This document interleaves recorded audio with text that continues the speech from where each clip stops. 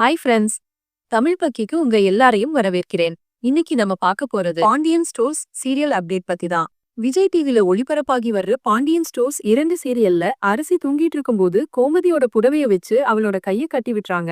அத பார்த்த கதிர்கிட்ட கோமதி அவள ரொம்ப அடிச்சு துன்புறுத்திட்டார். அதனால தப்பா ஏதாவது முடிவு எடுத்துடுவாளோன்னு பயமா இருக்கு. அரசி கரைய சேர்ற வரைக்கும் எனக்கு தூக்கமே வராதுன்னு ஃபீல் பண்ணி பேசுறாங்க.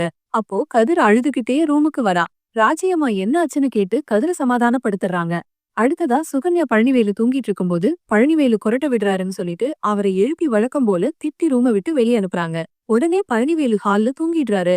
மறுநாள் சுகன்யா எழும்பி வரும்போது ஹால்ல தூங்கிட்டு இருக்க பழனிவேல பார்த்தா நம்மள தப்பா நினைச்சிடுவாங்கன்னு சொல்லிட்டு அவரை திட்டி எழுப்பி அராஜகம் பண்றாங்க. அத ராஜி அம்மா பாத்துடுறாங்க. அந்த சமயத்துல அப்பத்தாவும் வர சுகன்யா நல்ல மருமக மாதிரி பழனிவேல்ட்ட அக்கறையா பேச ஆரம்பிச்சிடுறாங்க. இத பார்த்த ராச்சி அம்மா சுகன்யாவோட தில்லாலங்கடி வேலைய புரிஞ்சுகிட்டு அவ ரொம்ப பொல்லாதவன்னு கண்டுபிடிச்சிடுறாங்க. ஆனாலும் எதையும் கேட்காம சைலண்டா போயிடுறாங்க. அடுத்ததா அரசிக்கு பாண்டியன் பார்த்த மாப்பிள்ளையோட நிச்சயதார்த்தம் கல்யாணம் வரைக்கும் போகும். ஆனா இத நடக்க விடாம தடுக்கணும்னு சுகன்யா சக்திவேல் மற்றும் குமரவேலு கூட்டணியில அரசி சிக்கி குமரவேல கல்யாணம் பண்ணிடுவா. மறுபடியும் பாண்டியன் குடும்பம் சக்திவேல் கிட்ட தோத்து நிக்க போகுது. இந்த எபிசோட் பத்தி நீங்க என்ன நினைக்கிறீங்கன்னு கமெண்ட்ல சொல்லுங்க. இந்த வீடியோ பிடிச்சிருந்தா லைக் பண்ணுங்க, சப்ஸ்கிரைப் பண்ணுங்க. நன்றி.